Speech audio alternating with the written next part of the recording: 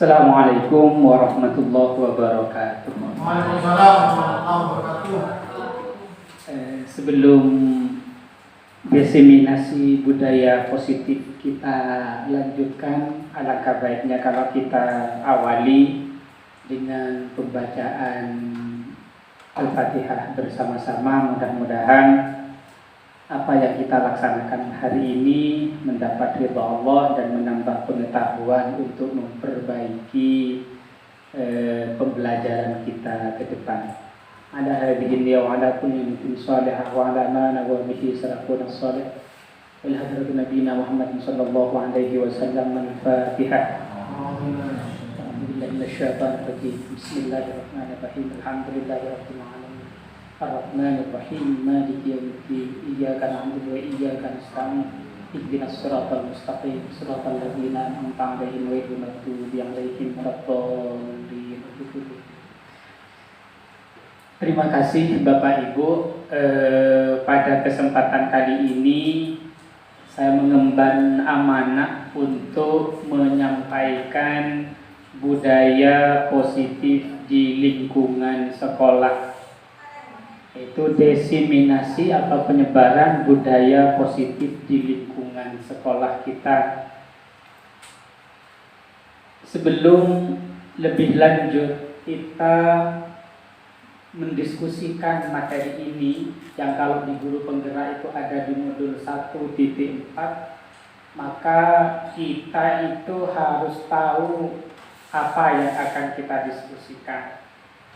Secara definitif, budaya positif adalah nilai, keyakinan, dan kebiasaan di sekolah yang berpihak pada peserta didik agar peserta didik dapat berkembang menjadi pribadi yang kritis, penuh hormat, dan bertanggung jawab. Hal ini dilaksanakan dalam upaya menumbuhkan self-disiplin dan motivasi intrinsik pada peserta didik agar menjadi orang yang mereka inginkan dan menghargai diri sendiri dengan nilai yang mereka percaya. Jadi intinya dalam budaya positif ini kita adalah menumbuh kembangkan kesadaran pribadi setiap siswa agar mereka itu tidak melanggar keyakinan atau tatanan yang telah disepakati bersama. Jadi kata kuncinya di motivasi intrinsik itu. Selanjutnya kita masuk ke materi berikutnya tentang pertanyaan reflektif, yaitu pertanyaan yang tidak perlu kita jawab tetapi perlu kita renungkan. Nah, selaku pendidik, apa pentingnya menciptakan suasana positif di lingkungan Anda? Yang kedua, sebagai seorang pendidik atau pimpinan sekolah, bagaimana Anda dapat menciptakan suasana positif di lingkungan Anda selama ini? Dan yang ketiga, apakah hubungan antara menciptakan suasana yang positif dengan proses pembelajaran yang berpihak pada murid? Yang keempat, bagaimana penerapan disiplin saat ini di sekolah Anda? Apakah sudah diterapkan dengan efektif? Bila belum, apa yang menurut Anda masih perlu diperbaiki dan dikembangkan? Inilah 4 pertanyaan yang akan menjadi dasar dari segala materi yang akan kita diskusikan pada kesempatan kali ini. Sehingga pembahasan kita tidak liar tetapi punya arah tersendiri. Inilah pentingnya melibatkan semua pihak sekolah agar memulai sesuatu itu dengan rasa keingintahuan atau rasa kesadaran, sehingga tidak masuk pada pernyataan Sigmund Freud collective unconsciousness itu. Kita berbuat tapi dalam ketidaksadaran, sehingga dalam ketidaksadarannya kita melakukan kesalahan dengan perasaan kebenaran itu sendiri. Mari kita mulai materi kita pada kesempatan pagi ini. Setidaknya ada 7. yaitu yang pertama perubahan paradigma belajar, yang kedua disiplin positif, yang ketiga motivasi perilaku manusia, yang keempat keyakinan kelas, yang kelima kebutuhan dasar manusia, yang keenam posisi kontrol, dan yang terakhir segitiga restitusi. Bapak Ibu yang dirahmati Allah, yang saya hormati dan saya banggakan, saya yakin Bapak Ibu kesini adalah orang-orang hebat, karena tidak semua orang mau belajar di kondisi yang sudah jadi pengajar. Oleh sebab itu, mari kita telisik materi kita satu-satu, mulai dari paradigma belajar. Ada yang punya pendapat, itu apa paradigma itu? Ya, karena kalau ada istilah itu kan perlu dijelaskan masalahnya. Kalau memang tidak ada, terima kasih Pak Hamidi. Paradigma itu pada dasarnya keyakinan yang melandasi seseorang mengapa berbuat demikian. Itu paradigma sosialnya. Nah, di dalam guru penggerak, seorang guru itu perlu merubah paradigma, berubah paradigma belajar itu. Yang semula pikirannya A sangat perlu untuk dihubungkan dengan B, dan perlu memang berubah ke B. Karena kehidupan itu setiap hari itu berproses dan pasti ada perubahan. Kalau kita agak berubah, maka akan ketinggalan zaman. Contohnya sekarang itu sudah berbasis teknologi. Kalau kita masih saklek dengan tanda kutip misalnya hanya menggunakan Microsoft Word tanpa melibatkan tools-tools yang sudah disediakan, maka kita akan ketinggalan zaman dan akan didahului oleh pemuda-pemuda yang lebih akhir datangnya daripada kita itu. Untuk memulainya, maka kita harus merubah paradigma atau mindset kita itu sendiri. Ini ada ilustrasi. Ilustrasinya yaitu cobalah buka. Mohon maaf karena ini hanya ilustrasi, saya katakan Anda dan teman Anda akan melakukan kegiatan cobalah buka. Anda adalah A, tugas Anda adalah mengepalkan salah satu tangan Anda. Coba Anda bayangkan bahwa Anda menyimpan sesuatu yang sangat berharga di dalam kepalan tangan Anda. Anda perlu menjaga benda tersebut sekuat tenaga Anda, karena begitu pentingnya untuk kehidupan Anda. Tugas B atau rekan Anda adalah mencoba dengan segala cara untuk membuka kepalan tangan Anda.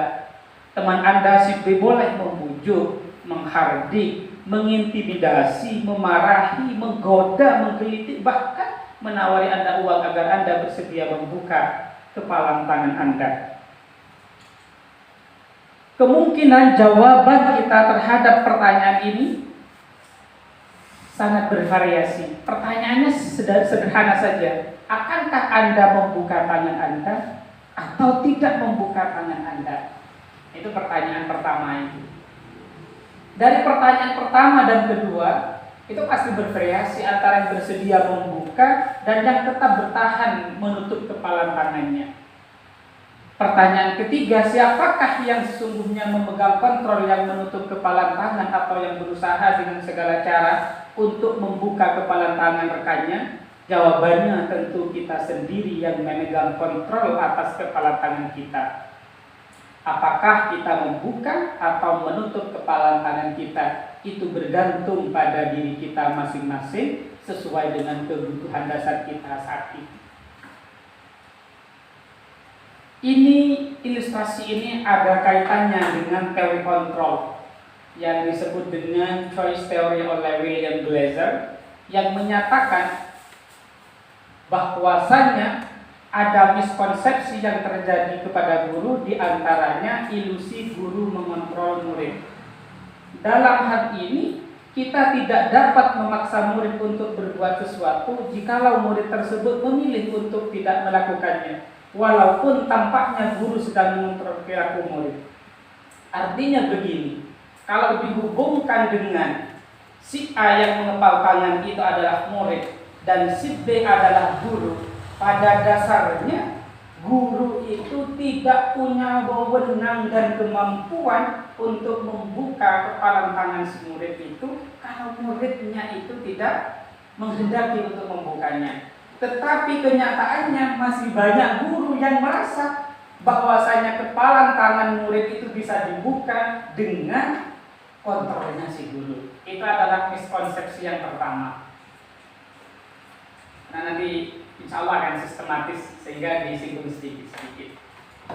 Miskonsepsi yang kedua, ilusi bahwa semua penguatan positif, efektif dan bermanfaat. Bujukan. Ada prasangka dari guru juga itu. Kalau sebenarnya dengan bujukan, dengan pemberian apresiasi, dengan hukuman kepada siswa, maka siswa akan melakukan apa yang kita kehendaki. Itu menurut teori Ki Hajar Dewantara yang senada dengan teorinya Dr. William Glasser ini, itu adalah miskonsepsi yang dimiliki oleh guru. Yang ketiga, ilusi bahwa kritik dan membuat orang merasa bersalah dapat menguatkan karakter. Menggunakan kritik dan rasa bersalah untuk mengontrol murid menuju pada identitas gagal. Sehingga karena dianggap merasa gagal, maka pada pertemuan berikutnya akan malas untuk berpartisipasi aktif dalam pembelajaran kita. Mereka belajar untuk merasa buruk tentang diri mereka. Mereka mengembangkan dialog diri yang negatif.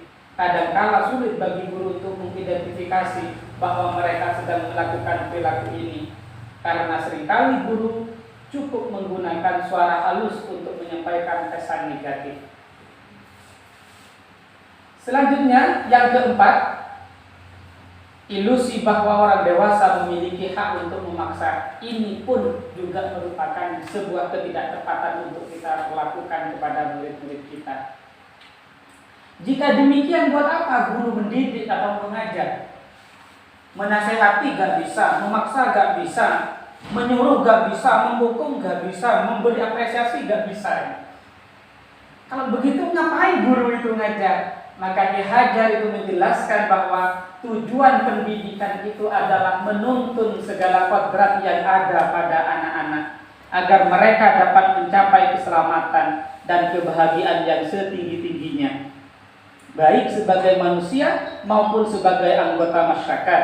Oleh sebab itu, pendidik itu hanya dapat menuntun tumbuh atau hidupnya kekuatan kodrat yang ada pada anak-anak agar dapat memperbaiki lakunya, bukan dasarnya hidup dan tumbuhnya kekuatan kodrat anak.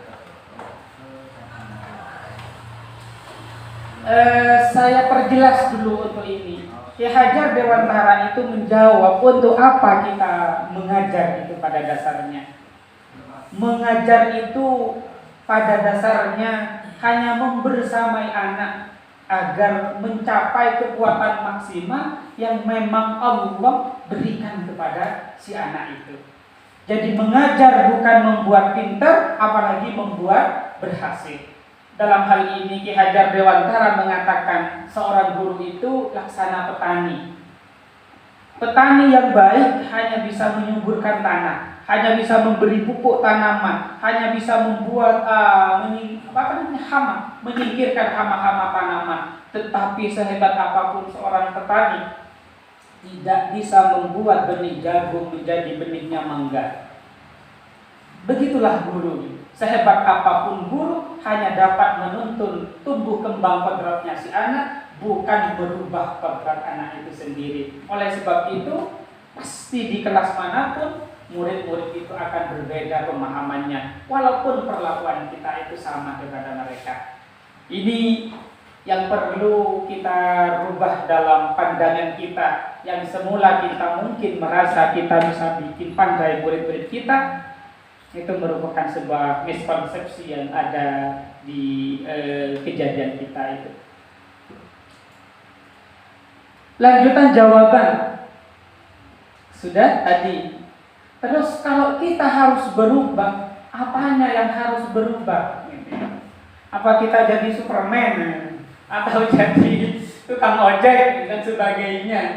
Maka ini sudah ada catatan kecil. Jawabannya adalah mindset kita. Yang gurita gak perlu jadi musuhai. Yang Pak Rian karena ada yang lebih muda seperti Pak Hasir, gak perlu jadi Pak Hasir. Artinya yang perlu dirubah itu hanyalah satu, yaitu cara kita melihat sesuatu itu. Ya, karena ketika kita beda melihat sesuatu, hasilnya itu akan beda mulai. Nah, bagaimana merubah paradigma stimulus respon pada pendekatan teori kontrol? Bila kita ingin, masih katanya Glosser ini yang diperkuat oleh Stephen R. Covey, bila kita ingin membuat kemajuan perlahan, sedikit-sedikit, ubahlah sikap atau perilaku Anda. Namun bila kita ingin memperbaiki cara-cara utama kita, maka kita perlu mengubah kerangka acuan kita. Ubahlah bagaimana Anda melihat dunia, bagaimana Anda berpikir tentang manusia. Ubahlah paradigma Anda, skema pemahaman dan penjelasan aspek-aspek tertentu tentang realitas.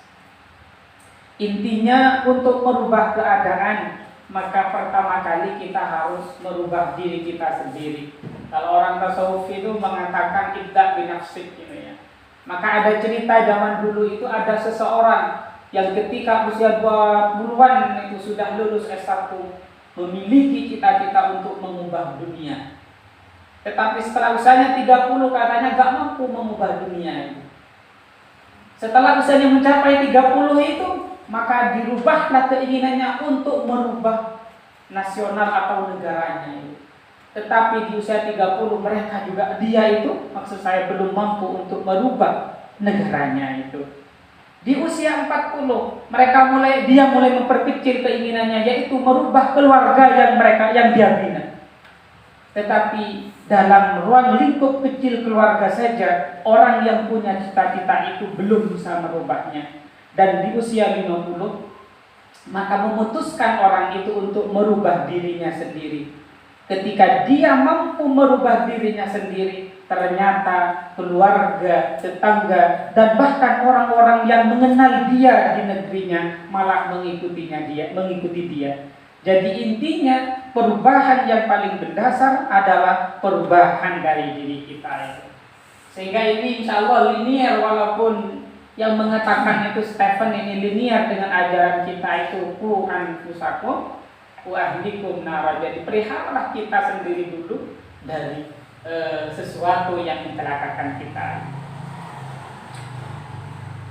Selanjutnya stimulus respon itu pola pandangnya realitas kita sama. Artinya pasti ada guru yang menganggap kalau siswa diberi perlakuan sama maka hasilnya akan baik. Padahal pada dasarnya realitas kebutuhan kita berbeda. Sehingga kita perlu menyediakan pembelajaran yang berpihak atau berdasarkan kebutuhan murid yang kita kenal dengan pembelajar berdiferensiasi itu. Dalam pandangan stimulus respon yang kedua, semua orang melihat hal yang sama. Kenyataannya, dalam teori kontrol setiap orang memiliki gambaran yang berbeda walaupun pada satu aspek yang sama. Barangkali kita melihat sebuah laptop itu hanya bisa digunakan untuk bekerja, tetapi anak muda menganggap laptop itu adalah sumber untuk membuat kesenangan, yaitu dengan main game. Benda yang dilihat sama, tapi cara melihatnya berbeda. Yang ketiga, kita mencoba mengubah orang agar berpandangan sama dengan kita. Sementara teori kontrol berusaha memahami pandangan orang lain tentang dunia. Makanya kalau guru SD itu atau guru TK itu dulu saya pernah ikut pelatihannya, kalau ingin mengubah cara belajar anak, maka masuklah kita ke dunia anak itu. Dan ini sesuai dengan sunnatullah, ketika Allah mengutus para nabi itu pasti disesuaikan dengan keadaan zamannya itu. Karena di zamannya Nabi Musa itu musiknya sihir dan semacamnya, maka Allah memberikan mukjizat Nabi Musa berupa kekuatan tongkat dan cahaya yang bisa keluar dari tangannya itu. Sebaliknya di zaman Rasulullah, karena memang orang Arab suka bersastra, Allah memberikan mukjizat terbesarnya kepada Rasulullah berupa Al-Quran yang merupakan kesusastraan tertinggi yang pernah ada. Oleh sebab itu, kita harus berusaha memahami pandangan orang lain tentang dunia ini. Artinya kita tidak harus memaksakan kehendak. Kalau katanya Gus Bahak, kita memaksa diri saja sendiri gak bisa, apalagi orang lain. Kita memaksa istri kita, kata beliau. Untuk setia kadang kita masih ya menolak kemana-mana itu. Kalau ada yang lebih seger ya Pak ya. Kok kalian? Lapar nih. Oke. Sama saja. Lanjut. Perilaku buruk dilihat sebagai suatu kesalahan. Itu dalam teori stimulus respon. Tetapi dalam teori kontrol, semua perilaku memiliki tujuan. Makanya mungkin Roma Irama itu mengatakan orang yang baik bukan yang tidak pernah melakukan kesalahan, tetapi yang menyadari kesalahannya lalu memperbaikinya, terinspirasi dengan teori kontrol ini. Orang lain bisa mengontrol saya dalam stimulus respon. Pada dasarnya hanya Anda yang bisa mengontrol diri Anda, seperti yang tadi disampaikan itu. Artinya kalau kepalan tangan Anda tidak mau dibuka, apapun yang orang lakukan maka kepalan itu tidak akan pernah terbuka. Sebaliknya tanpa diminta pun kalau kita menghendaki untuk membuka kepalan tangan kita, maka kepalan itu akan terbuka dengan sendirinya. Dan yang selanjutnya, saya bisa mengontrol orang lain. Menurut teori kontrol, Anda tidak bisa mengontrol orang lain. Sebagaimana contoh yang sama, pemaksaan ada pada saat bujukan gagal, sementara menurut teori kontrol kolaborasi dan konsensus menciptakan pilihan-pilihan baru. Model berpikir menang dan kalah dalam stimulus respon, dan teori kontrol menyatakan model berpikir menang-menang. Apa yang kita sebut dengan win-win solutions. Mari kita lanjutkan. Namun sebelum dilanjutkan, karena materi pertama sudah selesai, yaitu tentang perubahan paradigma belajar, sampai sini ada yang mau dikomentari? Silahkan. Ini.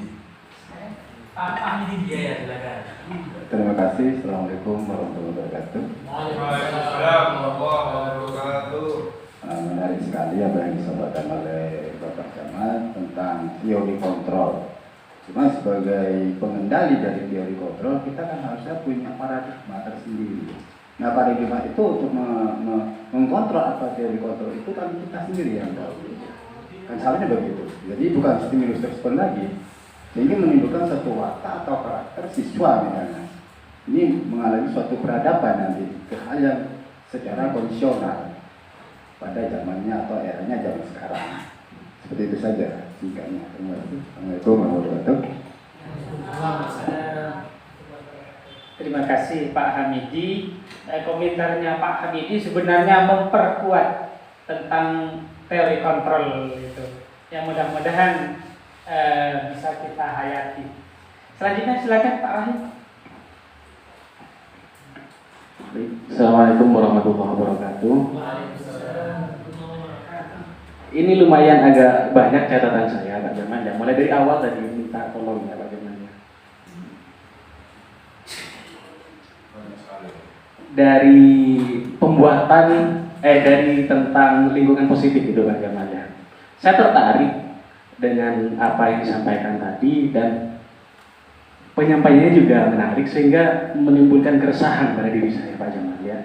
Dan tolong ini mungkin bisa diselesaikan karena saya yakin Pak Jamal itu sudah lumayan jauh menapaki CGP atau program dalam guru penggerak ini. Jadi harapan saya, kami dan saya khususnya itu ketularan ilmunya gitu aja. Mulai dari pertama pembuat atau lingkungan positif itu aja Mas ya. Ketika berbicara tentang lingkungan positif ada dua hal, lingkungan dan positif. Makanya saya tanyakan, yang pertama, siapakah yang paling berhak untuk membuat lingkungan positif itu dalam konteks sekolah? Kalau jawabannya adalah guru, bagaimana cara membuat lingkungan positif yang mana guru tersebut tidak mendapatkan dukungan dari guru-guru yang lain? Itu masalah sebenarnya. Kita memang sebenarnya pengen membuat lingkungan positif itu, tapi kita tidak mendapatkan dukungan dari rekan yang lain. Itu yang pertama. Yang kedua, kalau siswa yang paling berhak membuat lingkungan positif itu, bagaimana cara agar siswa itu menyadari bahwa dia yang paling berhak untuk membuat itu?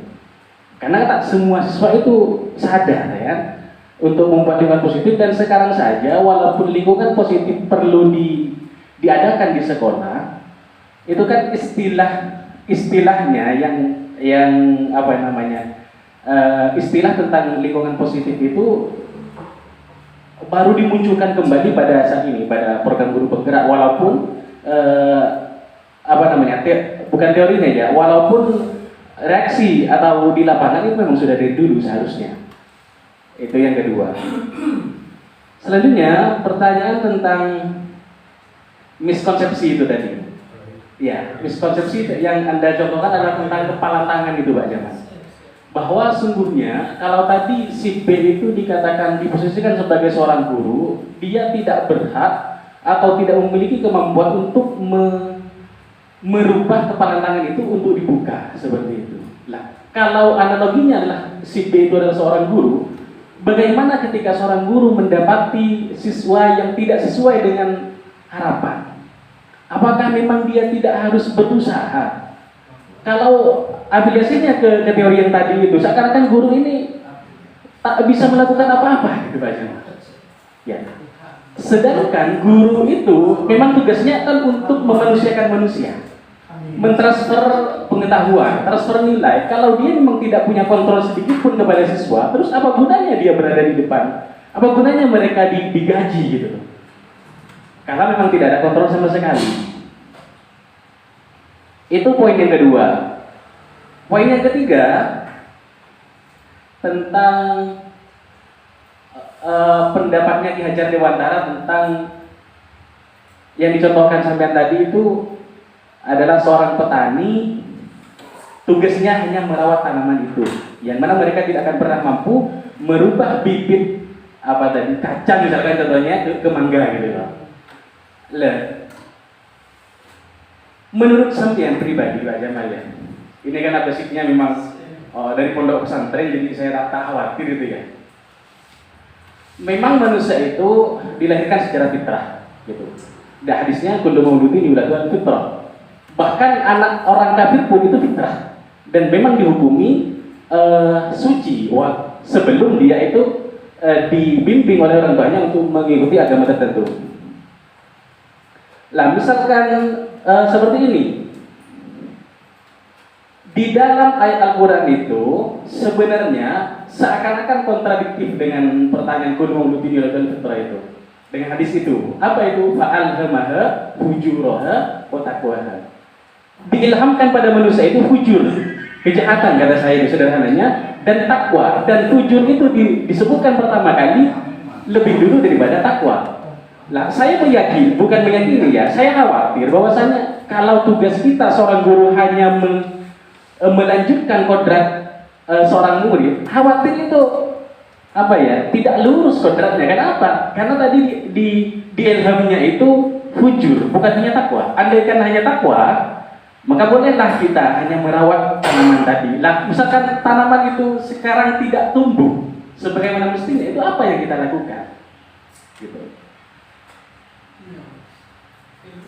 Yang terakhir. Loh, ini kan saya resah tadi kan. Ini tugasnya CGP ini. Oh iya. Sebentar Bapak Ibu. Loh. Ini sampai kalau nggak saya itu nggak mikir berarti. Nah, iya, makanya saya ajak sampai itu mikir juga. Yang terakhir ini Pak Jamal ya. Ini tentang teori diferensiasi itu ya. Teori diferensiasi bahwasanya menganggap bahwasanya tidak semua siswa itu harus sama, mencapai tujuan yang sama. Artinya diferen itu kan setidaknya artinya berbeda kan gitu. Saya contohkan. Sampai sekarang menghadapi, anggap kita ini siswa, yang mana setiap siswa ini punya kepala masing-masing dan otaknya pun masing-masing, sehingga tujuannya pun masing-masing. Kalau diferennya terlalu banyak, bagaimana cara guru untuk mencapai ya, untuk sama-sama mencapai keinginan si A yang berbeda dengan si B, yang berbeda dengan C, dan seterusnya itu. Bagaimana caranya? Apakah memang harus diayomi semua sehingga harus tercapai semua, atau mungkin bisa disatukan lah mungkin caranya, mungkin seperti itu Pak Jamal. Karena dalam pendidikan ya, kalau pembelajaran ya, kita ke pembelajaran itu waktunya kan terbatas, tak mungkin lah misalkan, karena kita tidak sama dengan seorang yang mau berjalan, mau berpergian misalkan ke Malang, ya semua itu di bus itu kan pastinya sudah mau ke Malang semua kan gitu. Berbeda dengan di pendidikan, kemampuan, tujuan dan kompetensi pada peserta didik kan akan berbeda. Lalu bagaimana caranya gitu untuk mengkolaborasikan itu semua? Itu saja sebenarnya Pak Jamal. Mohon maaf kalau terlalu banyak pertanyaan. Assalamualaikum warahmatullahi wabarakatuh. Waalaikumsalam. Terima kasih Pak Rahim. Nggak apa sih. Saya sangat senang karena ternyata alhamdulillah umpan saya itu terangkat. Ada keresahan memang dari saya pribadi itu. Nah, kalau videonya 1 jam ini gimana itu? Nanti skip gitu. Oke, kita mulai dari pertama, lingkungan positif itu dimulai ya. Kok baru sekarang gitu ya? Lingkungan positif kenapa kok baru sekarang dihidupkan kembali gitu ya? Sementara isunya kan sudah zaman dulu itu sebenarnya bukan dihidupkan kembali, tetapi di sini diperbaharui dengan hal-hal yang lebih implementatif. Nah, siapakah yang paling berhak untuk mewujudkan lingkungan positif itu nanti materinya ada di keyakinan kelas. Nah, alhamdulillah ternyata Pak Rahim sudah melampaui yang akan saya jelaskan, tapi saya pending untuk yang kedua. Bagaimana kalau tidak ada dukungan? Misalnya guru sudah sudah berinisiatif, tapi tidak ada dukungan, maka di sini masih masuk kepada tahapan-tahapan pembentukan keyakinan kelas. Nanti ada, biar gak lama di sini. Bagaimana menyadarkan individu? Nah, ini saya kok sendiri ya. Bagaimana menyadarkan individu yang kurang baik itu gitu ya, agar menjadi baik, harusnya selaku guru itu. Di situ nanti ada di teori restitusi. Insya Allah akan dijelaskan nanti di restitusi. Miskonsepsi, guru tidak berhak. Bagaimana kalau guru mendapatkan kesalahan murid? Ini juga ada di posisi 5 kontrol dan segitiga restitusi. Filosofi petani, saya kurang jelas tadi Pak, lupa ini. Hanya bisa menuntun gitu ya. Hanya bisa menuntun tapi tidak bisa ini. Nanti ada juga di di posisi 5 kontrol yang ada 5 itu ada sebagai penghukum. Nanti insya Allah akan lebih jelas lagi. Konsep fitrah gitu ya. Nah, ini memang dari dulu antara kalau nggak salah itu antara Jabariyah dengan Qadariyah itu memang tidak pernah akur.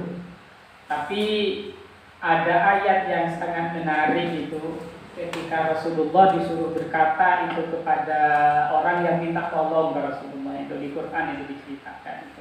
Qul, katakanlah, la amliku li nafsi darra wala naf'an illa ma syaa Allah. Katakanlah Muhammad, la amliku nafsi, saya tidak punya wewenang, tidak punya kemampuan untuk diri saya sendiri untuk memberi manfaat atau memudaratkan, apalagi pada orang lain, kecuali apa yang Allah kehendaki. Dan ini ditafsirkan oleh ayat yang lain itu, wallahu khalaqakum wa ma ta'malun, tentang perdebatan antara Qadariyah sama Jabariyah itu. Insyaallah ini sama-sama nanti bisa ambil hikmahnya. Cuma di sini ngambil konsep fitrahnya. Diferensiasi, bagaimana guru mencapainya? Lain orang kan lain kepala. Karena ini tidak ada di pembahasan kita, saya jawab dulu. Tidak ada di sini maksudnya. Diferensiasi itu maksudnya bukan membuat perencanaan yang berbeda-beda dalam satu kegiatan. Diferensiasi itu ada 3. Yang pertama diferensiasi konten, yang kedua diferensiasi proses, yang ketiga diferensiasi produk. Diferensiasi konten maksudnya di situ kontennya sama, misalnya kalau matematika aljabar, tetapi siswa diperbolehkan untuk mengambil referensi dari manapun, dari buku, dari internet, dari temennya nanya, dari guru lain boleh, dari orang tuanya kalau amal jabar tidak ada masalah, bahkan dari apapun. Nah itu maksudnya, jadi diferensiasi bukan menyesuaikan dengan kebutuhan murid secara murni. Pak Hasil senangnya sekarang aljabar, sementara Pak Rahim itu senangnya kalau matematika perkalian misalnya. Bu Rita limit, tidak langsung menyerta 3-tiganya. Tetap sesuai tujuan kurikulumnya apa itu. Hanya saja memberikan keleluasaan kepada murid untuk mencari sumber sendiri walaupun tidak sama dengan yang disiapkan oleh guru. Itu yang pertama, diferensiasi konten. Yang kedua, diferensiasi proses. Diferensiasi proses itu caranya boleh tidak sama, yang penting mencapai tujuan bersama. Contohnya begini, ada anak yang suka itu belajar dengan mendengarkan, berarti ini dikelompokkan dengan orang yang suka ngomong. Ada anak yang kadang lebih paham kalau dia mencatat, berarti dia itu harus dikelompokkan dengan orang yang konseptual.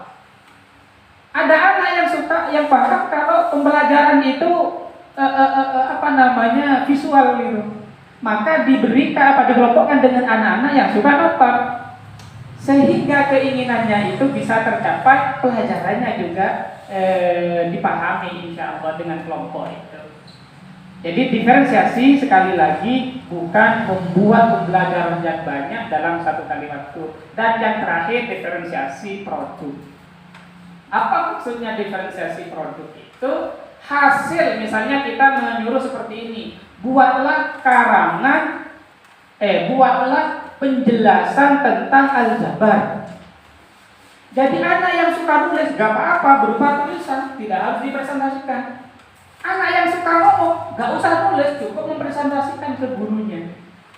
Anak yang suka bikin video, yang suka bikin poster. Itu maksudnya diferensiasi produk. Yang penting kontennya itu sama dari awal. Jadi sekali lagi untuk diferensiasi tidak menyiapkan materi-materi yang berbeda-beda, tetapi di situ pola-polanya saja. Saya kira itu untuk diferensiasi. Ini pertanyaan Pak Rahim yang pertama, kita jawab di disiplin positif, maaf kurang positifnya, dan nilai-nilai kebajikan universal. Insya Allah pertanyaan berapa itu 1-7 kalau nggak salah punya Pak Rahim akan terjawab di sini. Menurut Ki Hajar Dewantara, disiplin itu bersifat self disiplin. Dan Pak Rahim nanya, siapa yang lebih berhak di sini? Sebenarnya kita itu berusaha untuk memunculkan motivasi intrinsik dari siswa itu. Siapa itu? Ya pembentuk-bentuknya. Nilai kebijakan universal adalah nilai yang disepakati bersama terlepas dari suku, bangsa, agama, dan semacamnya. Karena kalau tidak ditimbulkan dari dalam, dijadikan aturan, tidak dibikin keyakinan, maka kita dapat melanggar. Contohnya,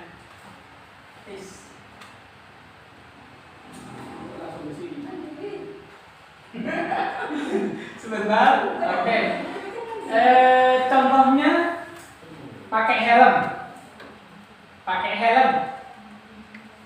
Kalau kita jadikan aturan, maka kalau kita ada orang yang mau mengatur, dalam hal ini pengatur lalu lintas polisi, kita bisa jadi tidak memakai helm.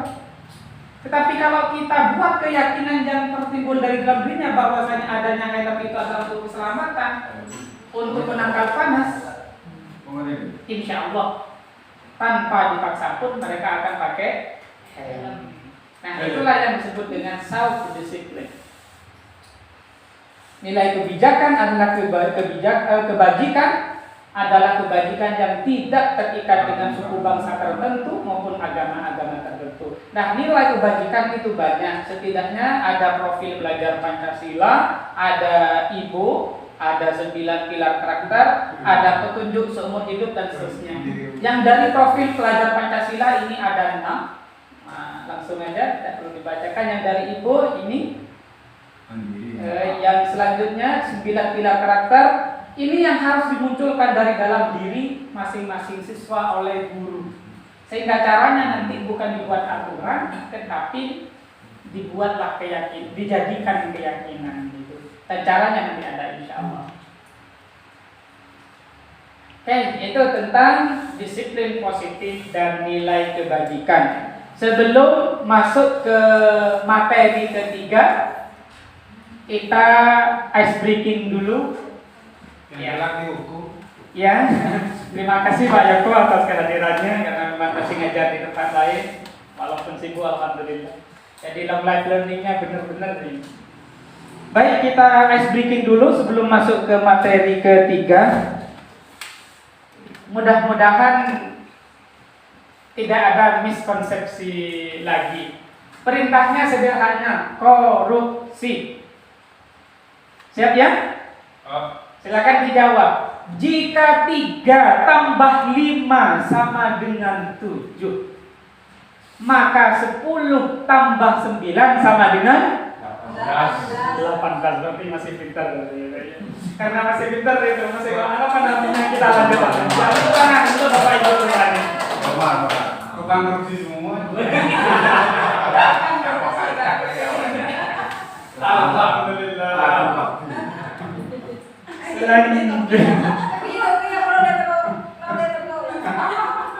Disiplin positif sudah ya Bapak Ibu, kita lanjutkan. Ada motivasi perilaku manusia. Kenapa orang bertindak? Bagaimana informasi yang saya sampaikan, jadi saya kupas aja. Motivasi perilaku manusia menurut Gosen itu setidaknya ada 3. Yaitu yang pertama, menghindari ketidaknyamanan atau hukuman. Artinya ada orang yang tingkatannya datang tepat waktu ke sekolah, baik itu murid ataupun guru, hanya khawatir kalau ditegur oleh kepala sekolah. Yang kedua, teori motivasi yang kedua, ada orang yang datang tepat waktu itu hanya untuk mendapatkan penghargaan. Yang diharapkan dari kurikulum Merdeka ini, orang itu melakukan sesuatu karena menghargai diri sendiri dengan nilai yang mereka percaya. Makanya ada lagu, tapi saya pengarangnya lupa itu. Jika surga dan neraka tidak pernah ada, masihkah kita mengabdi padanya? Karena banyak orang masih di tindakan kedua. Satu, beribadah takut neraka. Yang kedua, beribadah mengharapkan surga. Nah, Ki Hajar Dewantara yang pendapatnya sama dengan Dian Gosen ini mengharapkan motivasi yang ketiga itu, yaitu kita melakukan sesuatu itu karena kita menghargai diri sendiri. Kenapa kita membuat perencanaan yang baik? Karena saya oleh Allah diciptakan untuk menjadi guru, menuntun murid-murid saya. Kalau seorang kuli bangunan saja itu menyiapkan dirinya dengan gergaji yang sangat tajam untuk melanjutkan bangunan, apalagi kita yang mau membina manusia, menuntun manusia. Jadi harapannya seperti itu.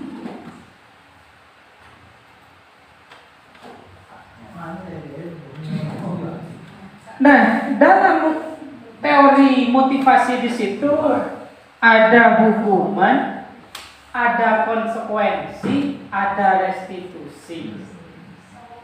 Nah, kalau orang melakukan sesuatu itu karena tadi takut hukuman, maka diberi hukuman itu sifatnya hanya akan sementara. Jadi hukuman bersifat tidak terencana atau tiba-tiba. Contohnya, anak ketika lambat tanpa ada aturan tertulis langsung saya mempeleng, itu namanya hukuman. Atau langsung saya keluarkan padahal tidak ada, atau apa namanya, di aturan tertulisnya tidak ada itu. Maka orang yang biasa menghukum itu hanya menyebabkan ketidaknyamanan sesaat dan menyebabkan dendam pada yang bersangkutan. Tapi kalau saya insya Allah gak dendam kalau gurunya. Karena ceritanya saya pernah dihukum dulu karena baju saya bau itu ketika ngaji sama kiai saya itu dicambuk gitu. Karena dicambuk lari kami bertiga, saya sampai itu ngopi itu tengah malam. Masya Allah. Sampai sekarang itu saya gak dendam ke kiai saya itu. Entah kenapa ini menyatakan hukuman pembuat dendam, mungkin untuk orang-orang tertentu. Oke, yang kedua masih ada hubungannya dengan teori motivasi, yaitu konsekuensi. Apa konsekuensi itu? Kalau hukuman sifatnya mendadak dan sepihak, kalau konsekuensi itu terencana. Artinya antara murid dan guru kalau lembaga pendidikan itu sama-sama tahu. Nah, sementara yang ketiga, restitusi adalah upaya guru menyelesaikan persoalan tanpa membuat anak itu minder dan kecewa, tetapi menjadikan kesalahan yang dilakukan itu sebagai pembelajaran agar di masa depan menjadi murid yang lebih baik. Maka disarankan dalam kurikulum Merdeka dan di pelatihan guru penggerak itu segenap guru untuk melakukan restitusi. Kita lanjut. Ada seorang tokoh namanya Alfi itu mengatakan mengemukakan baik penghargaan maupun hukuman adalah cara-cara memperlaku seseorang yang menghancurkan potensi untuk pembelajaran yang sesungguhnya. Saya di pondok pernah melaksanakan ini, tapi ternyata agak bagus. Menurutnya secara ideal tindakan belajar itu sendiri adalah penghargaan yang sesungguhnya. Jadi menurut Alfi ini memberikan penghargaan atau memberikan hukuman kepada murid itu bukan malah membuat murid itu menjadi lebih baik, malah katanya itu menistakan. Karena dengan belajar itu sendiri itu sebenarnya sudah penghargaan terbesar. Dan ini sesuai memang dengan tuntunan agama kita itu. Tidak mungkin orang itu menuntut ilmu kalau tidak dikehendaki oleh Allah menjadi orang baik. Jadi sudah keuntungan yang besar orang yang datang ke majelis ilmu. Apapun ilmunya selama bukan ilmu yang terlarang. Ilmu yang terlarang misalnya seperti zikir dan oleh sebab itu ini juga sepakat Al-Fiqhon ini untuk menerapkan restitusi. Nah, apa penyebabnya? Ya ini pengaruh jangka pendek dan jangka panjang terhadap pemberian penghargaan atau hukuman. Di sini penghargaan efektif jika kita menginginkan seorang melakukan sesuatu yang kita inginkan dalam jangka waktu pendek aja. Hanya menyebabkan ketakutan, orang yang gak ada melanggar lagi. Yang kedua, penghargaan tidak efektif. Suatu penghargaan adalah suatu benda atau peristiwa yang diinginkan, yang dibuat dengan persyaratan. Hanya jika Anda melakukan hal ini, Anda akan mendapatkan penghargaan yang diinginkan. Nah, kalau nanti kamu juara maka tak ajak jalan-jalan. Nah, itu menurut Ki Hajar Dewantara kurang tepat. Karena bisa jadi ketika kita bumbu-bumbui dengan penghargaan, mereka belajar bukan untuk memperbaiki laku dirinya, tetapi untuk mencapai hadiahnya. Tapi tidak salah ya, hanya kurang tepat menurut beliau. Penghargaan merusak hubungan. Maksudnya kalau muridnya 10 itu, yang pintar hanya 9 bodoh, maka satu orang yang terus-terusan diberi penghargaan. Karena tidak jarang terjadi di satu kelas itu kadang satu orang yang pintar itu pintar di beberapa mata pelajaran. Ketika pintar matematika, pintar juga kimia dan bahasa Inggris itu. Yang memang nggak paham matematika, itu nggak paham juga bahasa Inggris itu. Akhirnya kalau menggunakan hal itu merusak hubungan gitu. Apa yang akan ditimbulkan? Yaitu iri, dengki dan semacamnya. Penghargaan mengurangi kecepatan. Riset, ini saya bacakan satu aja. dalam sebuah percobaan, sekelompok anak laki-laki berusia sekitar 9 tahun diminta untuk melihat gambar-gambar wajah yang ditampilkan di layar. Dan mereka harus memberitahukan jika wajah-wajah tersebut sama atau berbeda. Gambar-gambar tersebut hampir sama. Beberapa dari mereka diberi penghargaan dalam bentuk uang pada saat mereka memberikan jawaban benar, sementara sebagian yang tidak. Ini yang berusaha hubungan atau mengurangi kecepatan. Penghargaan menurunkan kualitas.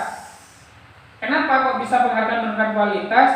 Kalau kita misalnya seorang sales, kalau kamu mencapai target hari ini akan diberi 2 juta, 2-3 tahun kemudian insya Allah 2 juta itu mulai tidak berharga. Sehingga penurunan kualitas untuk memasarkan itu untuk kekuatan untuk memasarkan akan menurun. Ya, semuanya ada plus minusnya. Ini yang saya kemukakan insya Allah lebih banyak plusnya saja karena memang kurikulum menghendaki seperti ini.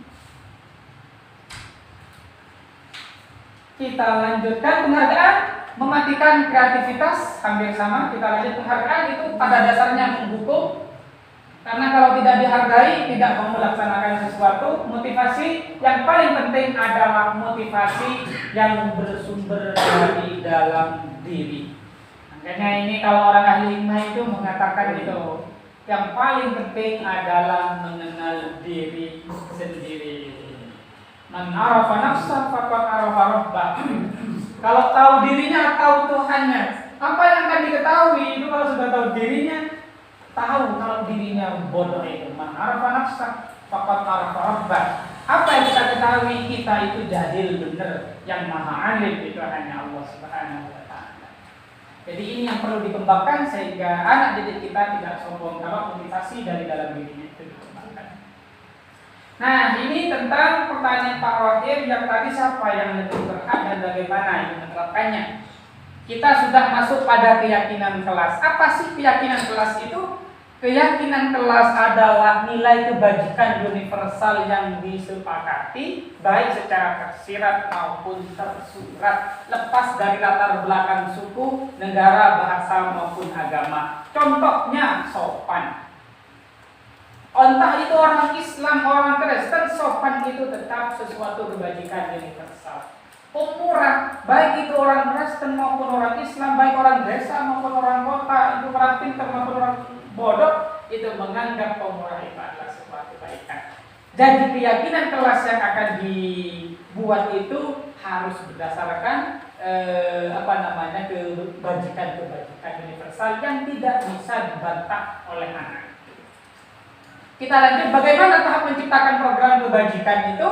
Yang pertama, lihat daftar kebajikan. Yang tadi saya tunjukkan banyak itu. Dari dari 7 sumber itu, ada profil Gajah Pancasila, ada ini, ada itu nanti ada di copy gitu ya. Yang pertama, lihat daftar kebajikan yang telah disusun bersama. Tentukan nilai kebajikan yang ingin dijadikan perhatian utama di sekolah Anda. Terus curah pendapat dalam kelompok.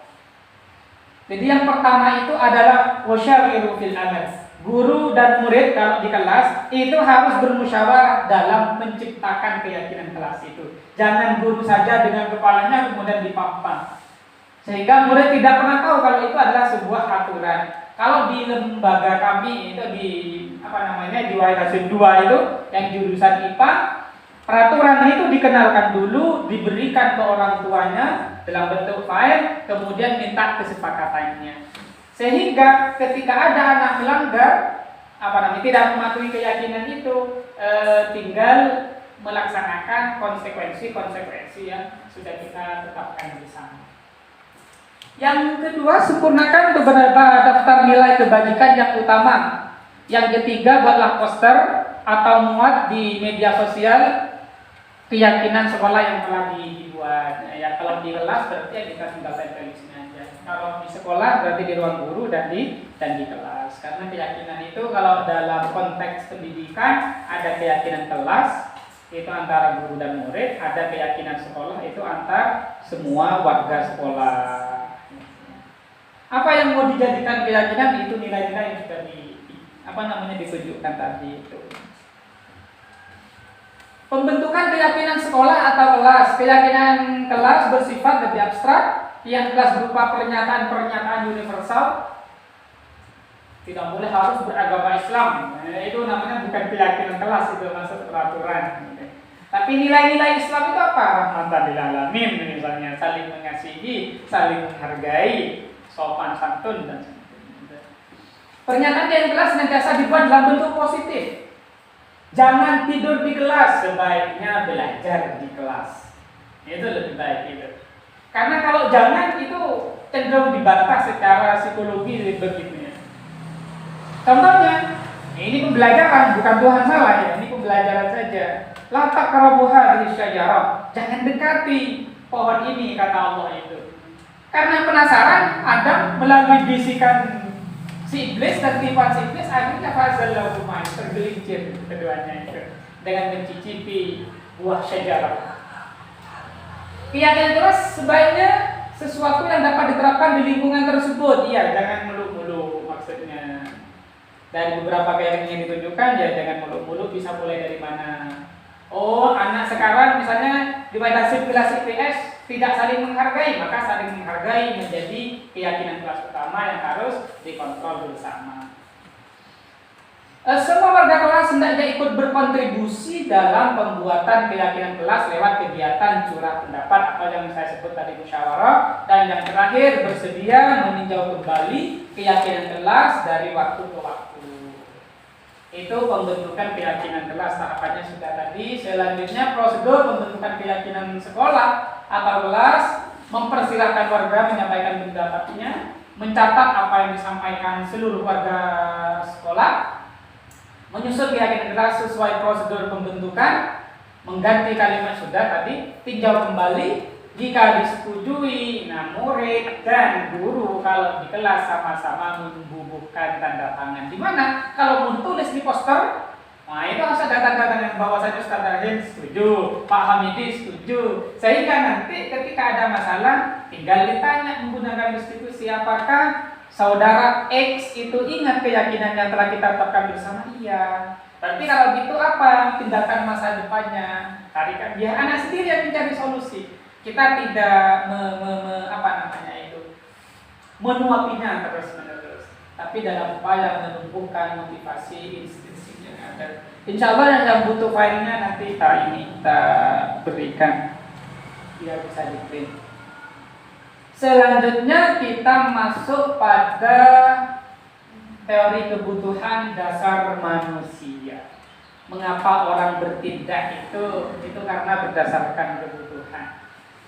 Nah, mari kita simak bersama. Ya, ini saya tunjukkan video saja, mudah-mudahan tidak ada kendala.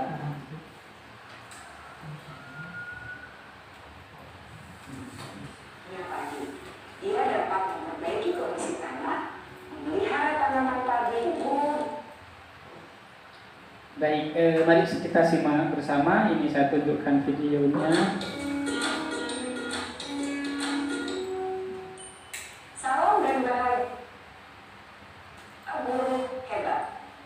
Untuk membangun budaya sekolah yang positif dengan lingkungan yang aman dan mendukung murid untuk menjadi pribadi yang berdaya, seimbang, dan bahagia, salah satu upaya yang dapat dilakukan oleh guru adalah memahami kebutuhan dasar yang mendasari perilaku murid. Pada video kali ini, kita akan membahas tentang 5 kebutuhan dasar manusia.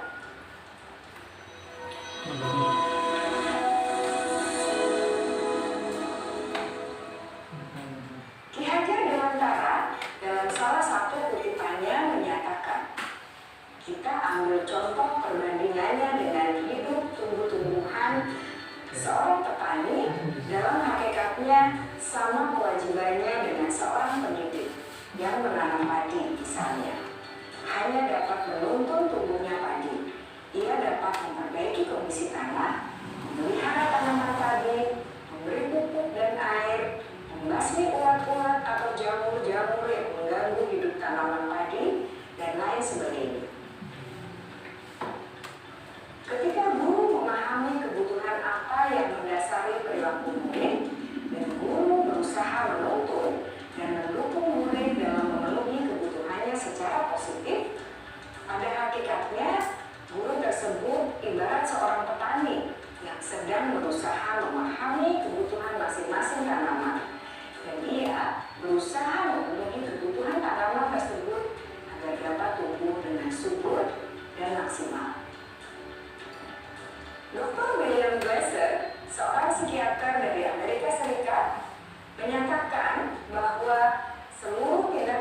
manusia memiliki tujuan tertentu, yaitu memenuhi kebutuhan dasarnya. Ketika kelima kebutuhan dasar telah terpenuhi secara memadai, maka murid akan tumbuh dengan seimbang dan bahagia. Sebaliknya, ketika kebutuhan dasar tidak terpenuhi dengan baik, maka seseorang akan mengalami emosi negatif seperti bosan, sedih, dan kecewa. Bahkan mereka dapat melakukan perbuatan yang bertentangan dengan nilai-nilai kebajikan atau melanggar peraturan. Dengan kata lain, perilaku buruk seseorang biasanya adalah respons dari kebutuhan yang tidak terpenuhi. Namun, mereka tidak tahu cara untuk menyampaikannya. Ada 5 kebutuhan dasar manusia menurut Dr. William Glasser, yaitu yang pertama, kebutuhan untuk bertahan hidup atau survival. Yang kedua, kebutuhan untuk merasa diterima atau love and belonging. Yang ketiga, kebutuhan akan kebebasan atau freedom. Yang keempat, kebutuhan akan kesenangan atau fun. Dan yang kelima, kebutuhan akan penguasaan atau power.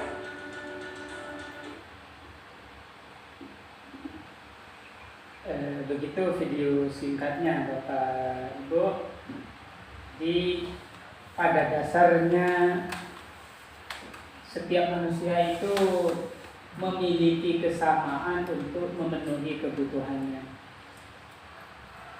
Nah, dari video yang telah kita tonton setidaknya bisa diambil kesimpulan bahwasannya semua orang senantiasa berusaha untuk memenuhi kebutuhannya dengan berbagai cara.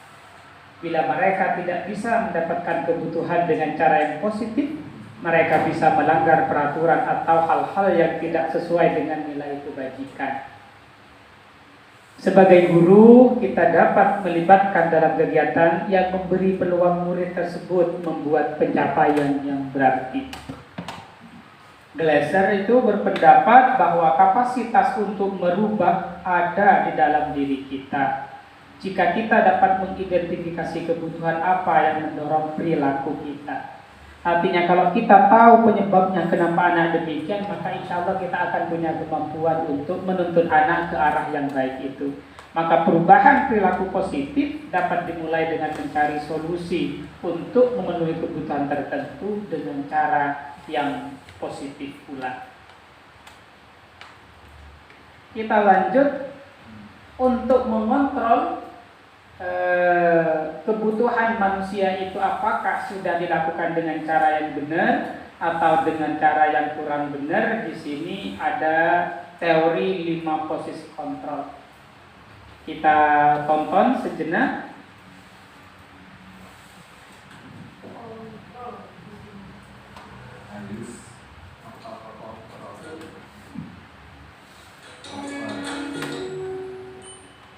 Salam bahagia Ibu dan Bapak Guru hebat. Dalam penerapan disiplin positif restitusi, salah satu program yang dikembangkan adalah 5 posisi kontrol. 5 posisi kontrol dalam restitusi adalah proses perjalanan seorang pendidik agar dapat mengenali dirinya. Pada video kali ini, kita akan membahas tentang 5 posisi kontrol yang dikembangkan oleh Diane Dawson dan contoh penerapannya.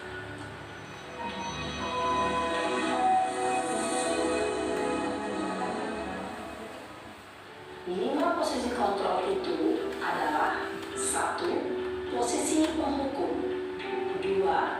Posisi pembuat merasa bersalah. 3. Posisi teman. 4. Posisi pemantau atau monitor. Dan 5. Posisi manajer.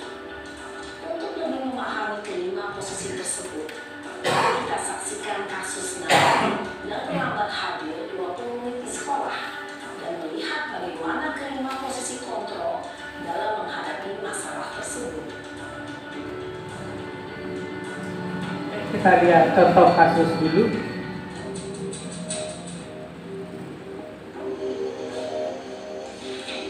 Pak Yoko itu salah. Kayak hukumnya loh. Iya, ini sebagai penghukum ya.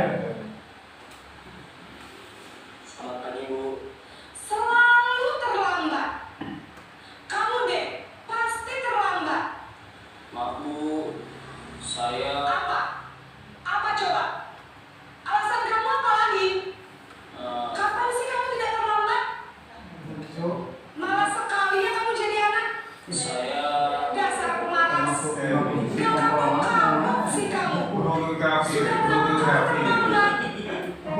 Sana, kamu keliling lapangan basket 2 kali. kenapa saya harus melakukan basket Bu? Kenapa?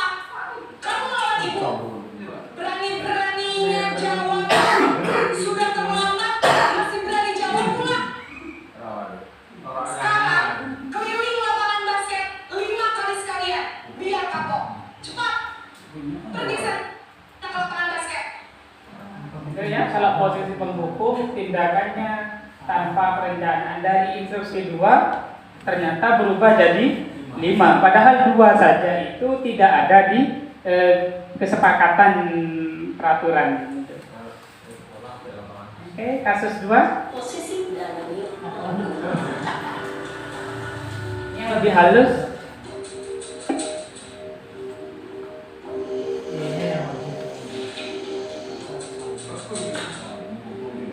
Kasus sama dengan perlakuan yang berbeda ya.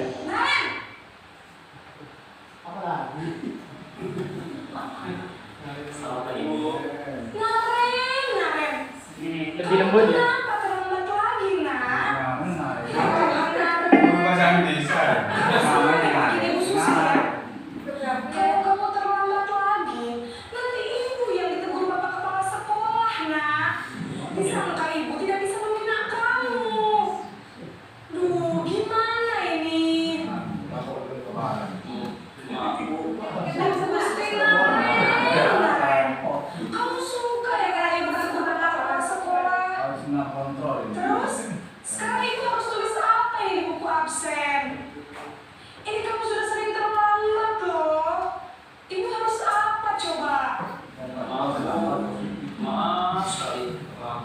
Ya sudah, lain kali jangan bikin ibu susah lagi ya nak ya. Ibu tidak akan kuat lagi kalau kamu begini terus. Bisa jantungan kalau ibu tegur bapak sana cepat ke kelas. Maaf ya Bu. Maaf sekali.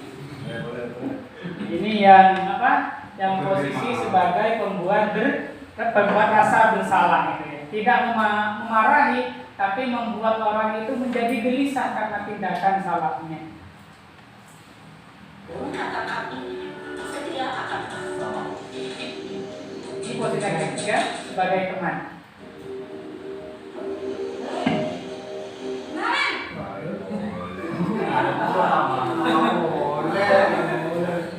Selamat pagi Bu. wah, sudah Pakai jam berapa pornografi. ini nak? Terlambat lagi ya sayang. Iya Bu. Habis joget saya bawa dengan saya Bu. Kamu malah menyalahkan ibu kamu. Kamu bukannya anak yang larinya paling kencang. Kok terlambat sih? Iya Bu. Saya memang terlambat bangun tadi. Jadi biar saya lari kencang tetap nggak kejar Bu. Ya sudah sana. Nanti lain kali larinya lebih kencang lagi ya. Biar nggak terlambat lagi. Bikin senang ibu demi ibu. Bisa? Bisa Bu. Ini contoh kasus yang ketiga, guru berfungsi sebagai teman. Nah, pola ini juga dianggap kurang baik karena akan menyebabkan ketergantungan siswa. Jadi kalau sekarang dibina oleh Bu Geografi, nanti pas gilirannya Bu Matematika sama Bu Kimia nggak mau itu. Nah, karena temannya sudah terlanjur enak dengan Bu Geografi. Ya, begitu. Sekarang geografi. Nah, kita lanjut.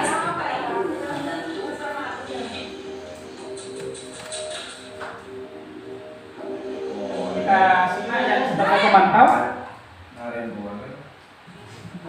Selamat pagi, Bu.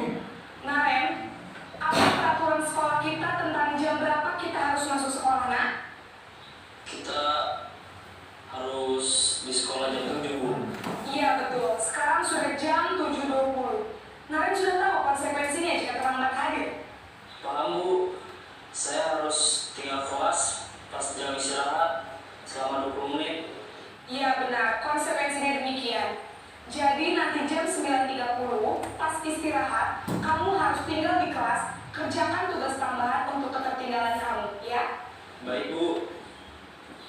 Ini mulai baik, yaitu sebagai pemantau yang tadi, tetapi itu masih ada unsur dari luarnya. Nah, diharapkan guru ini masuk pada posisi kelima, yaitu posisi sebagai manajer dan dapat menumbuh kembangkan motivasi intrinsik agar siswa itu mematuhi keyakinan kelas karena memang menghargai dirinya sendiri. Baik, kita lanjutkan ke materi berikutnya. Ini seputar kelanjutan yang tadi, yaitu 5 posisi kontrol. Ada penghukum, ada pembuat rasa bersalah. Nah, dua-duanya ini identitas gagal. Sementara perilaku kontrol positif itu sebagai teman dan sebagai pemantau, tapi kalau teman itu dan sebagai pemantau masih bersumber dari motivasi eksternal. Jadi yang diharapkan itu sebagai manajer agar bisa menghidupkan motivasi intrinsik dari siswa itu. Yang terakhir segitiga restitusi, bagaimana agar mengatasi anak yang bermasalah dengan keyakinan kelas itu tidak membuat anak menjadi minder. Mari kita simak dan perhatikan sebentar saja, insyaallah. Kita klik di sini akan terhubung ke video lagi, insyaallah 5 menitan.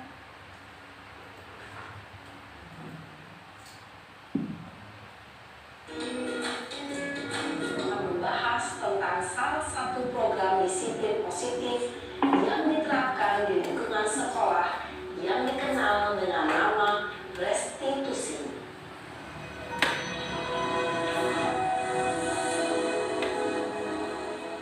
Gossen berlandaskan pada teori kontrol Dr. William Gleiser. Segitiga restitusi adalah suatu proses dialog yang dijalankan oleh guru atau orang tua agar dapat menghasilkan murid yang mandiri dan bertanggung jawab. Pada saat guru posisi manajer, aspek yang dikatakan pada murid adalah motivasi intrinsik, sehingga penanaman nilai-nilai kebajikan dapat tumbuh dan berkembang menjadi suatu kebiasaan positif yang akhirnya membentuk karakter murid. Proses dialog ini terdiri dari 3 langkah yang digambarkan pada ketiga sisi pada segitiga restitusi. Sisi pertama adalah melestarikan identitas. Sisi yang kedua adalah validasi tindakan yang salah. Dan sisi yang ketiga adalah menanyakan keyakinan si manajer. Nah, ini contoh kasusnya Bapak Ibu, insyaallah. Enggak, ini penerapan restitusi. Siapa? Masa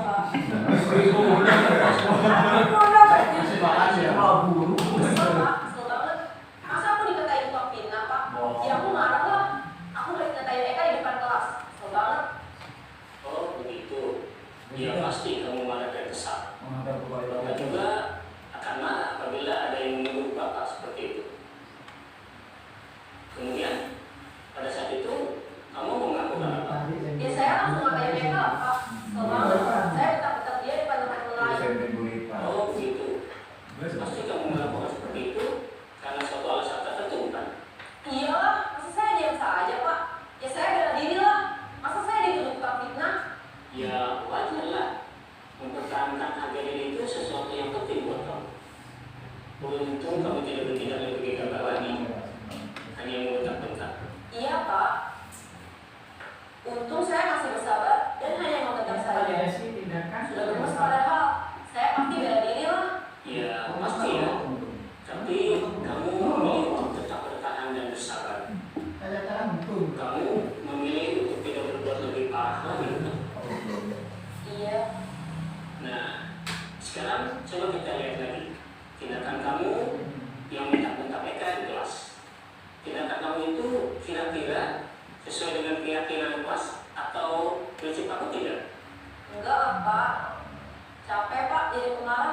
Jadi keyakinan atau prinsip mana yang kurang sesuai dengan keinginan kamu?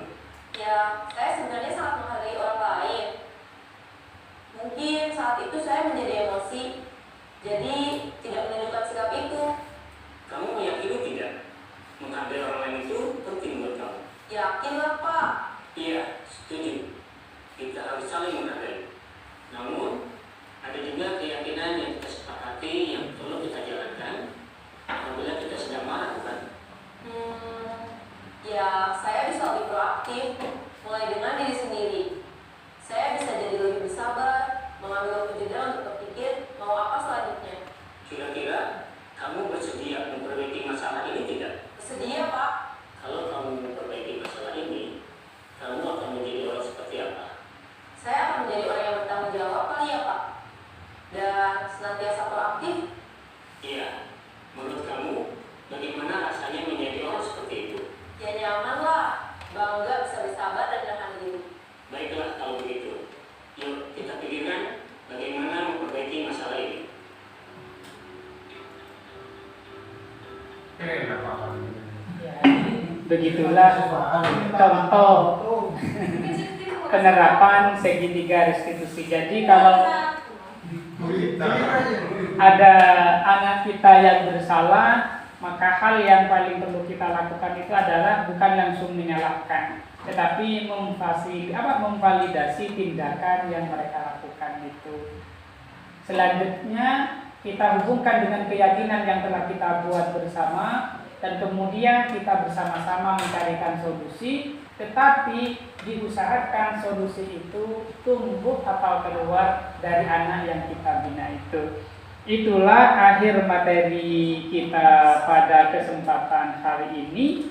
Mudah-mudahan dengan kebersamaan kita hari ini setidaknya kita bisa menjawab 4 pertanyaan reflektif ini dan bisa dilaksanakan dalam pembelajaran kita di sekolah kita nanti.